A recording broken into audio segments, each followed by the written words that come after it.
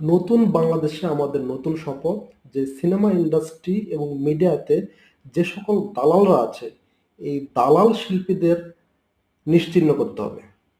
নিশ্চিহ্ন মানে এদেরকে এদের অপকর্মের শাস্তি দিতে হবে।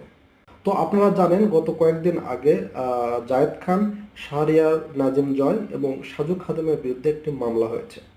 2015 সালে খালেদা জিয়ার গাড়ি ভরে একটা হামলা হয়েছিল। সেই হামলার প্রেক্ষিতে এতদিন পর এদের বিরুদ্ধে মামলা করা হয়েছে। তিনজন এই হামলার সাথে জড়িত কিনা এটা তদন্ত সাপেক্ষে পরে বেরিয়ে আসবে। কিন্তু এই জায়েদ খান, জয়, সাজু খাদেম বিগত আওয়ামী লীগ সরকারের সময়ে বিভিন্নভাবে দালালি করে আসছিল।